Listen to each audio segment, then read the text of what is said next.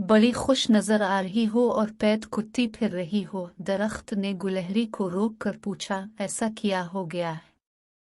अरे मियाँ दरख्त, मुझसे पंगा ना लेना, अभी अभी पहाड़ को आराम करवा कर आ रही हूँ। वो भी बहुत बोल रहा था, इसे मैंने बता दिया है कि मैं चीज़ बहुत काम की हूँ। अब तुम क्या चाहते हो? तुम्हारे सामने भी तकरीर करूं? गुलहरी ने दरख्त पर चढ़ते चढ़ते ही दरख्त को जवाब दिया। हल्का भौरा दरख्त कुछ और गहरे रंग वाला हो गया, इसे शायद गुस्सा आ गया था। अरे बीबी गुलहरी, गुरूर का है को कर रही हो? मैंने तो तुमसे यूं ही खुशी का सबब पूछ लिया और तुम तो सर पर ही चली जा रही हो। अगर तुम कोई काम की शय हो तो मैं भी किसी से कम नहीं। मियाँ दरख्त को शाखें लहराते झूमते देखकर भी गुलहरी गुस्से में आ गई। हाँ, तुम काम के होगे लेकिन हल तो नहीं सकते ना। बढ़ते जरूर हो लेकिन इसी एक जगह पर खड़े रहते हो। इस दिन वो बच्चा तुम्हारी जड़ों में बैठकर साइंस का सबक याद कर रहा था, वहीं से मैंने जाना कि तुम नाव कर सकते यानी हरकत करते हो लेकिन अपनी जगह तबद्दुल नहीं कर सकते। बेचारे चच।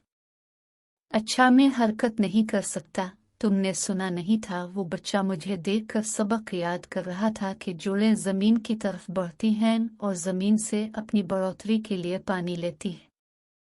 इसे हाइड्रोट्रोपिज्म कहते हैं और शाखें सूरज की रोशनी से नशोनुमा पाकर सूरज की तरफ यानी आसमान की तरफ बढ़ती हैं और रोशनी के पीछे उनकी ये मुतहर्रिक का विश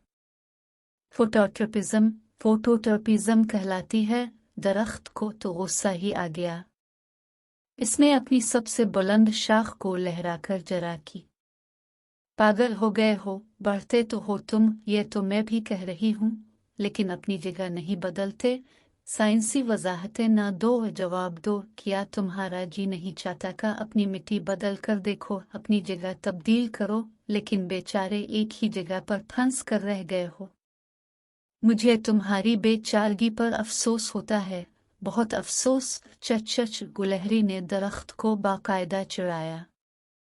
दरख्त कुछ देर के लिए बिल्कुल खामोश हो गया, इसका हर पता साकिन था, जैसे इसने सांस रोक लिया हो। गुलहरी अपनी फतह का जश्न मनाने ही लगी थी कि एक दफा दरख्त फिर झूमा, जैसे गहरा सांस लिया हो। बीबी गुलहरी, मैं तुम्हारी तरह बहुत ज्यादा बहस करना तो नहीं चाहता था, लेकिन सुनो, मैं बहुत काम का हूँ, मुझसे फर्नीचर बनता है और मैं मुख्तलिफ घरों में जाता हूँ। मेरी लकड़ी से बनी कुर्सियों पर उस्ताद बैठते हैं और इल्म की प्यास से अपनी प्यास भी मुझ पर ही बैठ कर बुझाते हैं।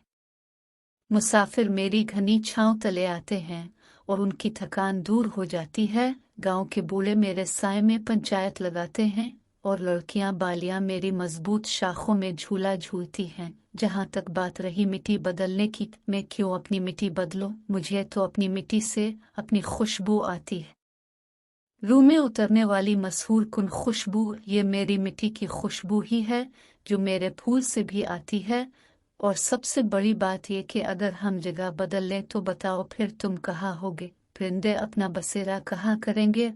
और तुम जैसी फुदक फुदक करती गिलहरियां टर्टर तो बहुत करेंगी, ऊपर नीचे भी होंगी, लेकिन बेचारियों को मस्कन नहीं मिलेगा। अब बताओ, तुम्हारा घर एक जगह पड़ा हुआ अच्छा है या तुम रोज इसे तुलसना चाहती हो?